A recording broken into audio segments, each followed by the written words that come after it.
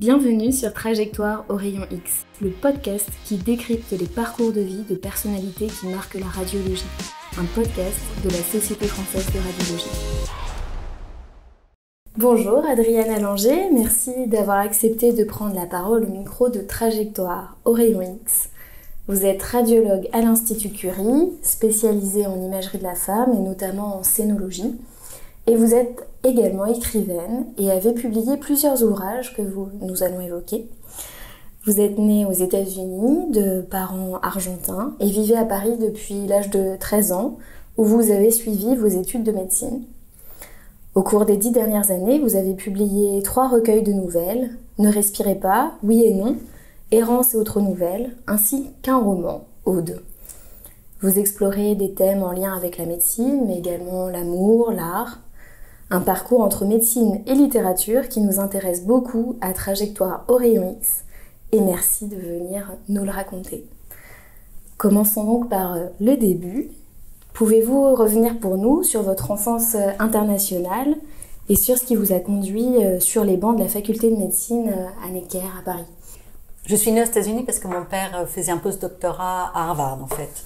Il fait de la recherche en neurophysiologie. Et donc, je suis née à Boston. Et après, j'ai vécu que 2 ans là. Après, on est allé un peu en Angleterre, à Cambridge, où il a travaillé aussi. Et puis, en fait, après, il a été professeur à la fac en Argentine. Donc, qui était quand même le pays où il était né. Et donc, moi, j'ai grandi là. J'ai fait l'école primaire. Et après, par une suite de circonstances, par rapport au travail de mon père, on est venu en France où on n'avait pas de lien particulier. Il est venu travailler... Voilà, il est venu travailler ici, dans l'industrie pharmaceutique, dans la recherche fondamentale. Et donc, moi, j'ai toujours hésité. Après le bac, je ne savais pas du tout ce que j'allais faire. Et donc, je me suis inscrite dans beaucoup d'options. Je me suis inscrite en Hippocagne S, qui était une classe préparatoire comme l'Hippocagne, mais avec de l'économie, parce qu'en fait, je voulais faire lettres, mais bon, j'étais bonne en mathématiques, donc c'était une espèce de compromis. Je me suis inscrite en droit, en médecine et en prépa HEC. À l'époque, on pouvait faire tout ça. Vous pouvez postuler dans plusieurs filières. Voilà. Et donc, j'ai commencé Hippocagne S, c'était en septembre. J'ai fait 3 semaines, mais j'ai pas aimé parce que c'était très scolaire et puis je n'aimais pas l'économie. Et donc, je me suis dit, en octobre, je vais aller en médecine. Ah oui, parce que la fac, ça commence un peu plus tard. Voilà, c'est ça, voilà. Et donc j'ai commencé médecine, donc ça m'a bien plu, j'ai bien aimé, j'ai continué. Mais vous avez toujours pensé faire médecine ou c'est un truc vraiment... Non, vraiment, j'hésitais tout à fait, vraiment, je savais pas. Et votre papa était médecin lui-même? Mon père est médecin, mais chercheur. Voilà, donc il n'a pas exercé la médecine. Il vous a encouragé à faire ça Lui, il m'a encouragé, oui, à faire les études de médecine. Oui, en plus, je suis la seule des 3 sœurs à l'avoir fait. Donc non, je pense qu'il était content que je le fasse. Mais moi, à chaque année, j'hésitais. Je continue, j'arrête. Et puis c'est vrai qu'en plus, je lisais de plus en plus. Donc de plus en plus, je me posais la question. Et puis bon, chaque année, je continuais quand même. Et puis un jour, au moment où on n'est pas du tout censé s'arrêter, c'est entre la 5e et la 6e année. On préparait le concours d'internat et tout ça. Et tout d'un coup, je me suis dit, je vais prendre une année sabbatique. Vous aviez besoin de réfléchir un peu Et en fait, oui, j'avais vraiment besoin de me poser. Puis je me suis dit, c'est vrai que c'est entre la 5e et la 6e année, c'est le concours. On est en pleine préparation, mais c'était vraiment comme une nécessité. Et puis en fait, j'habitais chez mes parents. Je leur ai dit, est-ce que vous êtes d'accord ? Ils étaient un peu inquiets, mais bon, ils ont dit d'accord. Je leur demandais pas non plus de faire le tour du monde, juste de rester chez eux. J'ai obtenu une équivalence pour m'inscrire en licence à Jussieu, en lettres. Et eux, j'avais toute une idée d'un mémoire que je voulais faire, et j'ai rencontré quelques professeurs. Mémoire sur un sujet précis? Oui, c'était... alors, je voulais faire sur Flaubert et le silence, parce que j'aime beaucoup Flaubert. Enfin, j'aime toujours beaucoup. Et en fait, je suis allée 1 semaine à la fac et j'ai été très déçue. Et j'ai rencontré, par les cours de lettres, je trouvais que finalement, j'avais eu des meilleurs profs au lycée, ou en tout cas, j'ai été déçue. Et je me suis dit, non, j'ai pas arrêté médecine pour faire ça. Et donc, en fait, j'ai fait mon propre programme de lecture. Et c'est là que j'ai commencé à écrire, en fait. Mais c'est un peu, pas malgré moi, mais enfin bon, disons que comme Vous n'écriviez pas avant cette année sabbatique? Non, enfin, je prenais des notes comme ça, mais vraiment écrire de la fiction, non, parce que c'est pas ma langue maternelle, le français, donc je me sentais pas capable. Et vous avez écrit d'emblée en français? Oui, parce que c'est quand même ma meilleure langue. D'accord. Parce que j'ai commencé à 13 ans, mais bon, et puis vous avez toutes vos références littéraires. Et toutes les références littéraires, et puis toutes mes études, le bac et tout. Donc vous vous êtes dit, je vais écrire quelque chose de A à Z. En fait, j'étais en train je crois, de réviser pour quelque chose, et je dis non, j'ai pas du tout envie. J'ai commencé à penser à quelque chose que j'avais écouté sur la radio, un cas d'une appendicite qui avait été, un diagnostic raté. Et donc, je commençais à noter comme ça, et puis tout d'un coup, j'ai commencé à écrire une histoire. Je me suis dit, ça, si j'arrivais à écrire quelque chose qui soit un peu artistique à partir d'une matière brute comme ça, médicale, qui a priori est pas... Ça, ce serait top. Et donc, j'étais très, très contente, et pendant une semaine, je n'ai fait que ça. Mais c'est venu un peu... oui, vraiment comme ça. Voilà. Et donc, pendant une semaine, je n'ai fait que ça. Et c'est la première nouvelle que j'ai écrite, qui s'appelle Une appendicite aiguë. Et donc, j'étais très contente. Et puis, j'en ai écrit quelques autres, donc pendant cette année sabbatique, et j'ai eu la possibilité de montrer à quelqu'un qui était critique littéraire. Et il m'a dit, ce que vous écrivez, c'est 90% d'émotion et 10% d'action. Et la personne dans le métro, ce qu'elle veut, c'est 90% d'action et 10% d'émotion. Alors moi, je me suis dit, je ne sais pas ce que vaut ce que j'écris, mais en tout cas, pour moi, c'est pas un juge. Et donc... ça veut dire quoi? Ça veut dire que c'est pas assez commercial? Voilà, c'est ça. Et moi, je dis, voilà, ce que j'écris, je connais pas la valeur ou pas la valeur, mais bon, voilà, en plus, j'avais 22 ans, donc j'étais quand même très, très fière et un peu susceptible, bon, c'est normal. Et j'ai dit, bon, en tout cas, lui, pour moi, je le considère pas comme un juge, comme quelqu'un de valable, et donc il faut que je sois indépendante. Ça vous a pas du tout découragé? Non, mais par contre, je me suis dit, je dois reprendre médecine. Je ne peux pas dépendre de gens comme ça. Et en plus, c'était votre sujet un peu d'inspiration de votre première nouvelle, donc oui. Quelque part, ça... Oui, il y avait quand même un lien, c'est sûr. Il y avait quand même un lien, mais bon, quand j'ai repris la 6e année, après avoir pendant un an ne pas fait du tout de médecine, les conférences d'internat, tout ça, c'était très dur, parce qu'on oublie beaucoup. Mais vous avez réussi brillamment, puisque vous avez fait radiologie. Oui, puis je l'ai eu du premier coup, mais j'ai travaillé comme une dingue pendant un an. Donc je pensais que l'écriture c'était fini. Donc j'ai eu le concours, j'ai fait radio. Et alors le choix de la radio aussi Alors le choix de la radio, pareil, j'hésitais. Je ne savais pas trop. En fait, j'avais fait plusieurs... À l'époque, on pouvait faire plusieurs spécialités avant de se spécialiser. Ah oui, on ne choisissait pas de manière définitive. Non, on ne choisissait pas tout de suite. Moi, j'ai choisi, je crois que c'était au 4e semestre. D'accord. Et en fait, j'avais fait de la néphro et de la médecine interne. Mais je trouvais... Et j'avais une amie avec qui j'avais préparé le concours, qui faisait radio et qui m'avait dit, tu sais, c'est pas mal, tout ça. Moi, je dis, oula, la radio, c'est très technique, c'est vraiment pas du tout mon truc. A priori, pas pour une personnalité. C'est ça. Mais en fait... Et en fait, après, je me suis rendu compte aussi que c'était pas mal parce qu'on est un petit peu en retrait. Après, chacun a sa manière d'être et il y a des gens qui réagissent bien dans l'urgence et moi, j'ai plutôt besoin d'être un petit peu en retrait. Voilà, d'être un peu en retrait et le fait de l'urgence, du stress, etc. Parce qu'en fait, ça me réussit pas. Je donne pas le meilleur de moi-même du tout. Après, ça dépend de chacun. Et donc, je me suis dit, je vais essayer. Donc, j'ai trouvé que c'était bien et que voilà, en fait, on participe au traitement, enfin, indirectement, mais voilà, sans être en première ligne, d'une certaine manière. Et en fait, voilà, ça m'a bien plu, mais ça a beaucoup fait rire mes parents parce que finalement, j'ai dit que je n'aimais pas tout ce qui était technique, je ne voulais jamais faire des choses interventionnelles. Et j'ai été chef de clinique à Cochin, chez Chevreau, où j'ai fait des biopsies osseuses. Alors ça, mes parents, ça les a... Bon. Ça les a surpris. Voilà, ça les a surpris. Mais bon, moi aussi. Puis voilà. Et vous donc, y avez pris goût?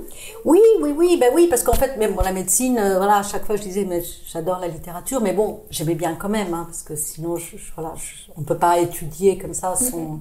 Donc oui, quand même, il y a un esprit, un côté, voilà, de scientifique et de curiosité qui est important quand même.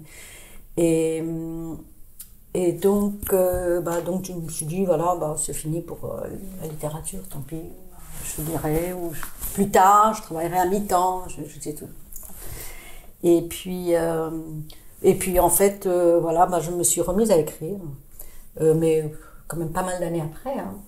Il y a eu un gap en fait entre oui, il y a eu un gap certain. En fait, jusqu'après le clinica. Donc ça fait quand même quelques années. Et puis donc après, je me suis remise à écrire. Et il y a quelque chose qui a déclenché ce retour à l'écriture? Je pense que le fait que j'avais un petit peu de temps, un petit peu plus de temps quand même. Un petit peu plus de temps. Et puis j'ai revu une amie qui écrivait aussi, donc on s'est un petit peu encouragé mutuellement, ça c'est important aussi.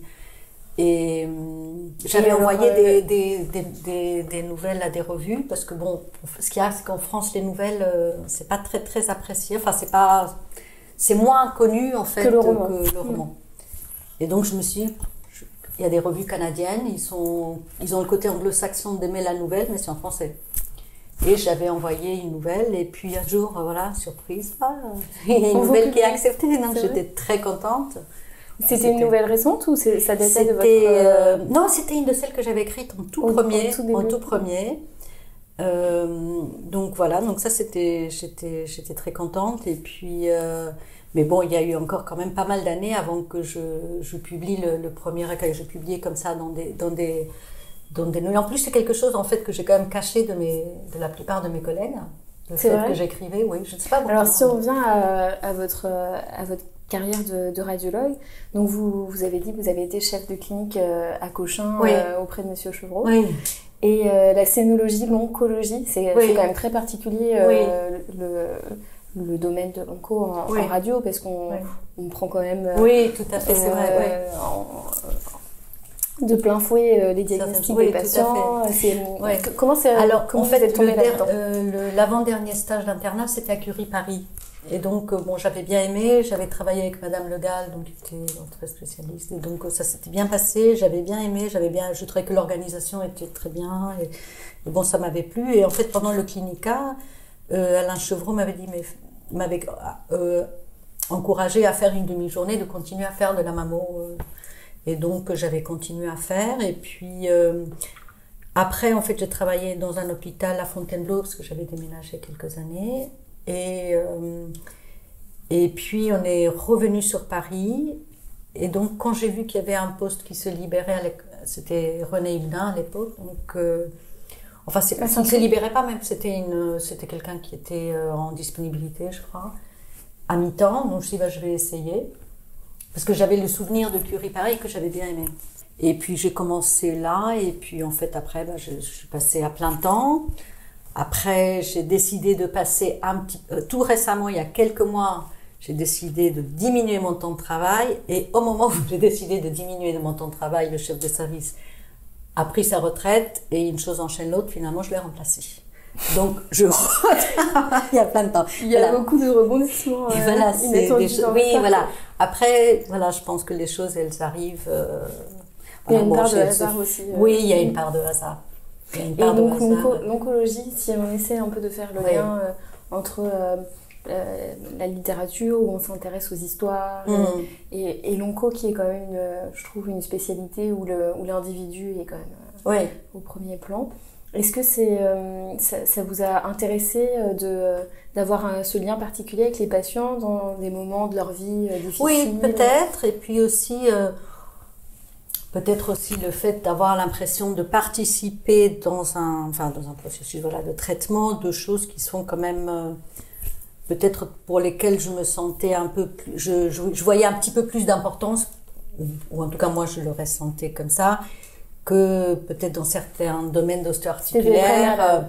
Quelque part, un tout petit peu, peut-être parce que je suis pas sportive, mais parfois des gens me disaient j'ai un petit peu mal ici quand j'ai couru 10 km, et bon, moi, peut-être j'avais un petit peu de mal peut-être parce que je suis pas sportive, à être plus en emphase, dans l'empathie, voilà, c'est ça. Et puis bon, c'est vrai que j'aime bien aussi, c'est un travail vraiment d'équipe, c'est un petit hôpital, donc on se connaît bien avec les cliniciens, les chirurgiens, donc c'est vraiment un travail d'équipe. Et donc j'aime bien, et puis effectivement il y a aussi un contact avec les patientes.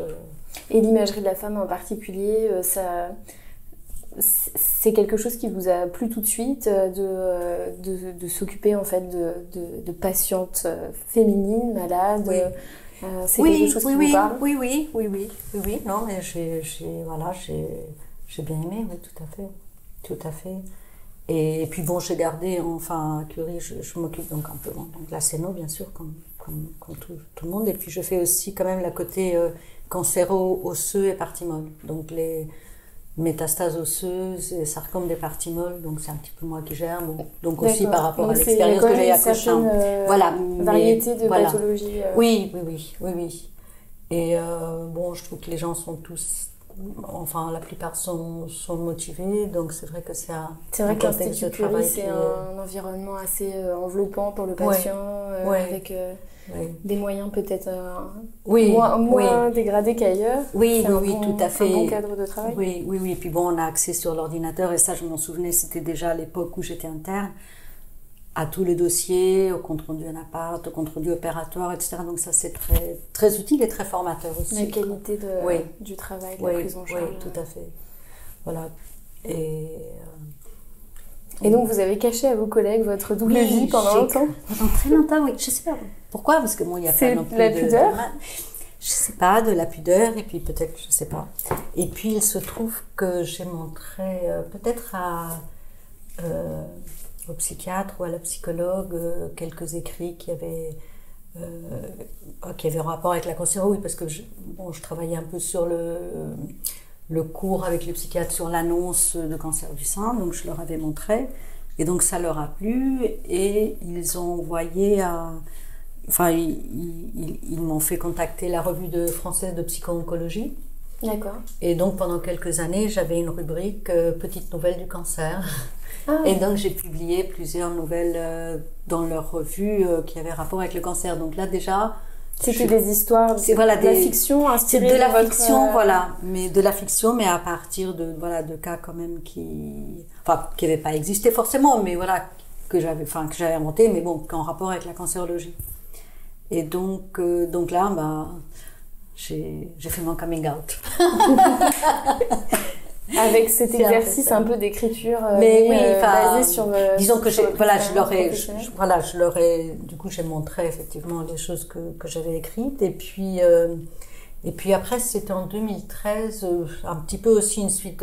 J'avais beaucoup de nouvelles, mais c'est vrai que j'envoyais souvent à des maisons d'édition, et disaient non, pas de nouvelles, écrivez-nous un roman. J'écris des nouvelles. Et alors, la nouvelle, pourquoi la nouvelle par rapport au roman? Parce que ça vous semble plus instinctif d'écrire une histoire courte? Quels sont les... Alors bon, c'est vrai que j'aime bien les nouvelles, et puis peut-être il y a un côté un peu comme de la poésie quelque part, où le but n'est pas de raconter une histoire avec plein de rapports sociaux et des événements qui surgissent, mais plus se fixer sur un moment important, ou des sensations, ou par exemple il y a une nouvelle où la mère enlève l'époux des cheveux de sa fille, et donc il se passe rien d'une certaine manière, c'est comme un peu comme un tableau, ou comme un...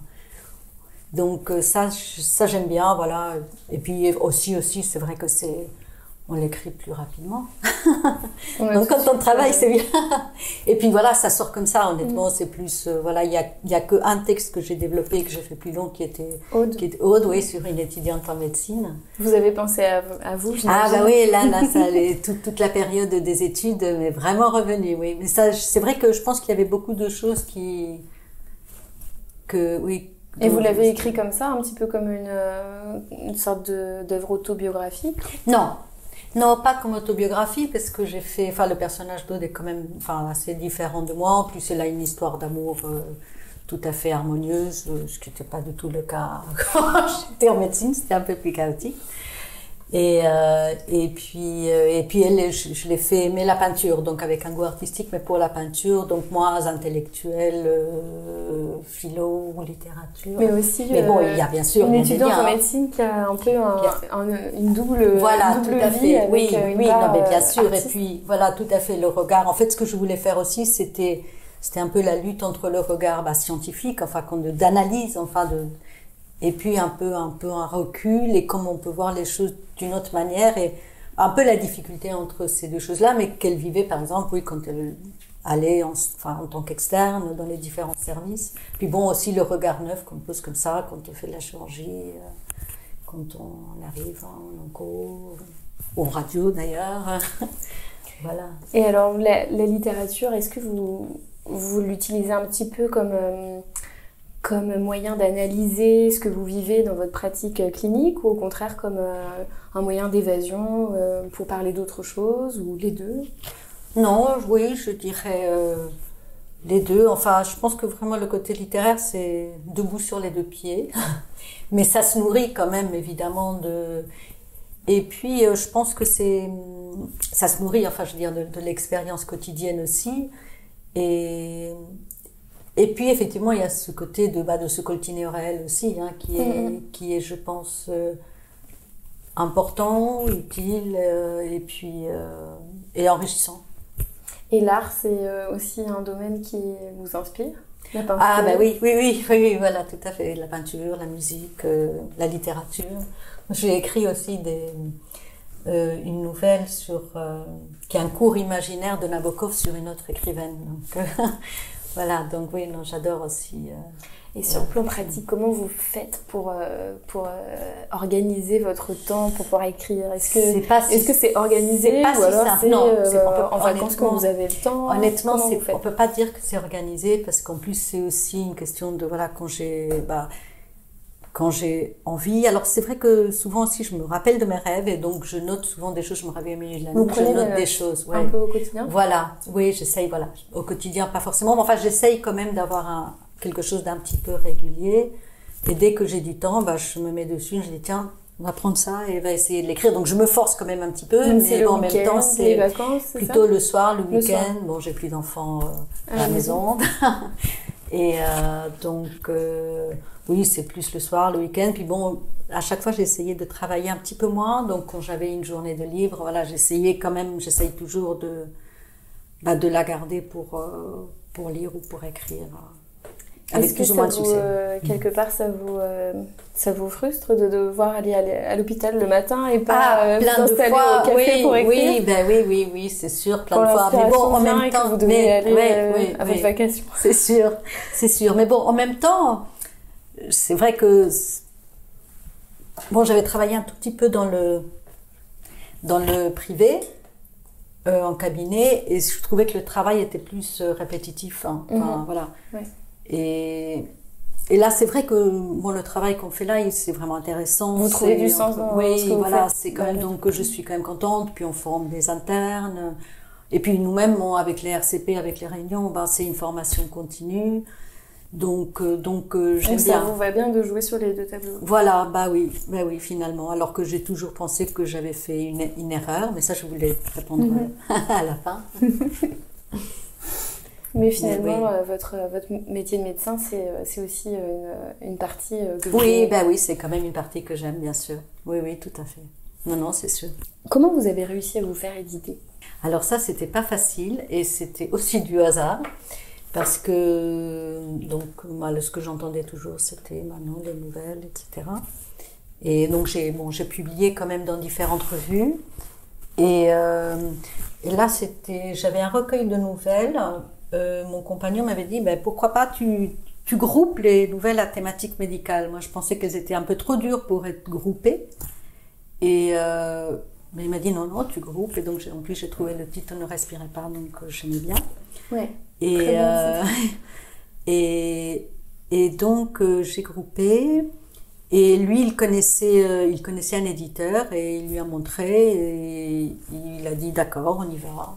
Donc vous avez été coaché aussi par votre entourage. Oui, et ça c'est vrai que c'était important quand même, le fait parce que pendant des années je trouvais que je n'étais pas très encouragée. Moi j'étais peut-être aussi, je me montrais pas trop non plus. Mais j'étais moins en confiance et ça aide. Et donc, en plus, cette année-là, j'ai eu un problème de sciatique, j'ai dû me faire opérer, donc j'ai eu du temps. La vie parfois fait ça. Mais oui, et donc c'est cette année-là qu'en fait j'ai bien travaillé à ce moment-là, parce que j'étais quand même arrêtée au moins 2 mois. Je les ai bien regroupés, tout ça, et j'ai sorti ce recueil, donc j'étais quand même contente qu'il paraisse. Et d'ailleurs, à la Société de Radio, ils avaient fait un petit événement pour les JFR. Et alors après, pour les autres recueils, c'était avec un autre éditeur aussi, rencontré un petit peu par hasard. et qui a bien aimé. Et là, pour le coup, le deuxième recueil, c'était oui et non, c'était beaucoup plus littéraire.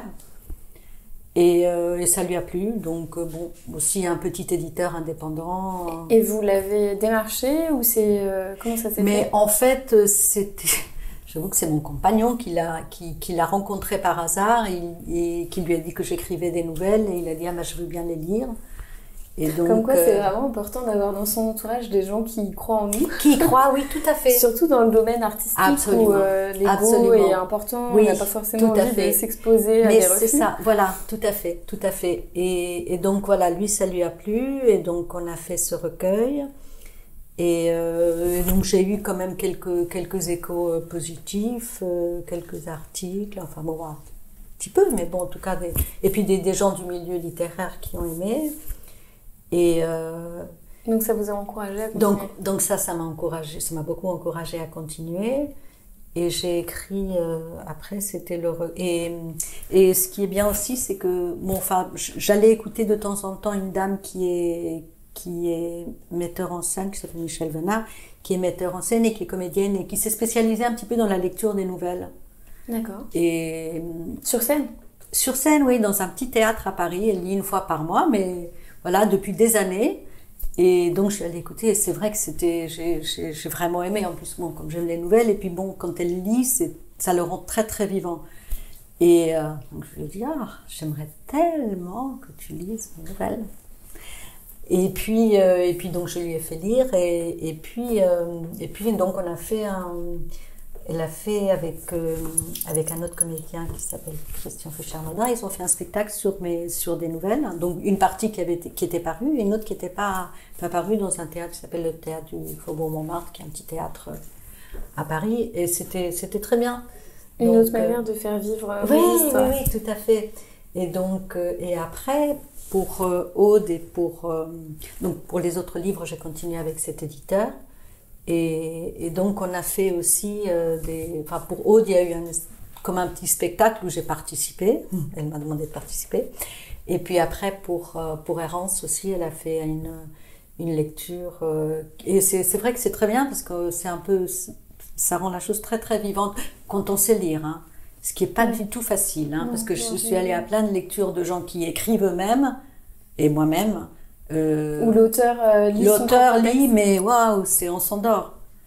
Et donc c'est en l'écoutant aussi que j'ai appris. C'est un art, hein. Bon voilà, c'est des comédiens qui savent faire. Donc j'ai écouté diverses lectures de textes. C'est vrai que et donc ça, oui, ça aussi, ça m'a encouragée. D'ailleurs je vais publier un recueil en octobre. Qui s'appelle Le gaz et autres nouvelles. Et a priori, on va faire aussi une lecture de ça. Super. Est-ce que vous parlez de littérature avec vos patients? Vos patientes? Alors, presque jamais, mais ça m'est déjà arrivé. Ça m'est arrivé 2 fois, bon, c'est quand même pas beaucoup, hein. Une fois, c'était avec une dame avec qui j'avais sympathisé et qui était très, on venait de lui diagnostiquer un cancer du sein. Elle était une femme jeune qui était très, très perturbée. En plus, le début s'était mal passé. Ça avait commencé un peu de travers, où elle avait une image trompeuse. Le radiologue lui avait dit mais c'est rien, et donc elle était très, très blessée par le fait son entrée dans la maladie. Oui, son entrée dans la maladie. Donc on avait pas mal discuté. C'est vrai que je crois qu'il y avait une des nouvelles de Ne respirez pas. Je me disais tiens, ça serait pas mal quand même de lui faire lire. Et donc je lui ai offert le livre et voilà. Donc on a établi un lien comme ça, voilà. Et une autre dame aussi, une fois avec qui j'avais un peu discuté, mais sinon non. Sinon vous n'en parlez pas si souvent. Non. Vous êtes un peu secrète. Si vous deviez retenir une rencontre déterminante dans votre parcours radiologique, d'une part, et puis littéraire, d'autre part. Alors, radiologique, je pense que ce serait quand même Alain Chevreau, parce que c'était quelqu'un qui était très, très, très dynamique et très ouvert et très fantaisiste, et il savait s'entourer de gens différents de lui, et il savait apprécier les qualités d'un interne qui venait, Et voilà, donc. Et d'ailleurs, lui, quand il a lu mes nouvelles, il a bien aimé. Et ben, chaque fois, il me dit: ah là là, je suis fière, je suis content. Il était venu plusieurs fois. Voilà. Donc, après, il y a eu pas mal d'autres, bien sûr, d'autres personnes.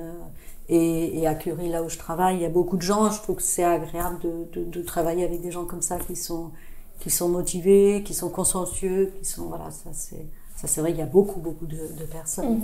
De qualité. Oui, oui. Et en littérature? Alors en littérature, j'ai plein d'écrivains que j'adore. Dans les Français, Proust et Flaubert, et puis sinon Nabokov aussi, que j'adore, donc russe. Qui sont dans vos influences? Qui sont dans les. Voilà, en tout cas, des écrivains, Tchekhov, que j'adore aussi, et Virginia Woolf aussi, que j'aime beaucoup. Enfin voilà, il y en a beaucoup, mais c'est vrai que ceux-là, ils ont beaucoup compté. Est-ce que vous diriez que l'approche féministe aussi en littérature, c'est quelque chose qui vous intéresse et qui vous inspire aujourd'hui, ou pas spécialement? En fait, honnêtement, je pense que ce qui compte, c'est ce qu'on fait. Enfin, voilà. Non, mais c'est vrai. Vous faites pas de voilà, c'est pas parce que je trouve que, enfin, je veux dire, si c'est une femme et que ce qu'elle écrit, j'aime pas, voilà, ça va pas. Et si c'est un homme et que enfin, voilà. Honnêtement, j'essaye de me baser sur la qualité de l'œuvre ou de la. Mais le thème. Le thème de la femme dans la littérature. Pas plus que ça. Oui, peut-être pas plus que ça. Après, bon, je pense qu'il y a des choses qui sont féminines, enfin, malgré ça. Enfin, c'est sûr qu'il y a beaucoup de thèmes beaucoup de nouvelles où je parle, par exemple, d'une femme qui, par exemple, de problèmes, de choses de séduction ou de l'enfant, ou voilà. Donc, il y a certainement des thèmes qui sont entre guillemets féminins. Mais sans militantisme. Sans militantisme. De l'art. Oui. Si vous pouviez revenir dans le temps, quel conseil vous donneriez à la jeune Adriana Langer? Ne te tracasse pas autant. Ça va s'arranger. Mais oui, parce que je me disais toujours, tu aurais jamais dû faire médecine, tu aurais dû faire comme ça, tu as raté, tu n'aurais pas dû faire ci, tu n'aurais pas dû faire. Et en fait, je me suis dit, voilà, on est là où on est, en fait, chacun, parce que je me disais, voilà, tel écrivain que j'aimais, il a eu tel parcours, et voilà, ça devrait être comme ça, mais non, c'est en fait chaque personne, elle a le parcours qu'elle a, et finalement, le fait que c'est des choses un peu entrecroisées, bizarres, c'est ce qui fait aussi la singularité de chacun, en fait. Et que finalement, voilà, c'est ça, je suis là où je dois être, quelque part. Pas de regret. Voilà, pas de regret. Mais et puis surtout, c'est pas fini. Et c'est pas fini. Vous avez des œuvres qui sont publiées très bientôt, et puis d'autres pas encore écrites. Oui, voilà, tout à fait. Qu'est-ce que vous avez comme souhait pour la suite? Est-ce que vous avez des rêves de choses encore à écrire, de choses à faire professionnellement? Qu'est-ce qui vous inspire pour le futur? Alors oui, à écrire, oui, certainement. Certainement, je vais continuer à écrire. Et puis, je pense que majoritairement des nouvelles, mais bon, qui sait. Et sinon, plus de temps consacré à l'écriture. Mais oui, ça va être difficile. C'est ça, à chaque fois je dis ça. Bon, ça va finir par arriver parce qu'il y aura la retraite. Donc, si les choses viennent. Et sinon, mais c'est vrai que, en fait, là, j'avais un petit peu hésité parce que je savais que ça allait être plus de travail. Mais en même temps, il y avait des choses que j'avais envie de faire dans le service et de modifier. Et donc je suis contente. Puis c'est vrai que l'équipe avec qui on travaille, elle est vraiment bien. Donc il y a une très bonne atmosphère. Et donc c'est vrai que c'est quand même très agréable. Oui. Donc c'est vrai que je suis contente, même si effectivement ça me prend du temps. J'imagine. Et quel conseil vous donneriez à un ou une jeune radiologue qui a envie de se mettre à l'écriture? Eh bien, il faut travailler. Enfin, il faut y aller. Et il faut pas chercher à faire ce qu'on pourrait éventuellement attendre de nous. Enfin, Il faut que ce soit quelque chose qui sort de soi-même. Enfin, comment dire, il faut travailler à ce qu'on est. Et je crois qu'il y avait Jean Cocteau qui avait dit si on est rejeté, il ne faut pas s'en inquiéter. C'est quelque part parce qu'on fait un petit sillon qui va être différent, donc qui ne correspond pas à ce que les gens peuvent attendre. Mais bon, voilà, il faut le creuser et pas forcément chercher tout de suite à le faire voir, mais en tout cas le travailler, le développer, le développer, le montrer à des proches qui sont bienveillants de préférence. Et puis voilà, le développer, se lancer. Merci beaucoup Adrienne Allanger pour votre temps et pour cet échange passionnant. Merci à vous. Merci. Et puis on attend avec impatience la publication de votre prochain ouvrage. Vous pouvez nous rappeler le titre ? Le gaz et autres nouvelles. Super. Merci beaucoup. Merci à vous. Si ce podcast vous inspire, parlez-en autour de vous. Rendez-vous au prochain épisode et d'ici là, retrouvez-nous sur radiologie.fr.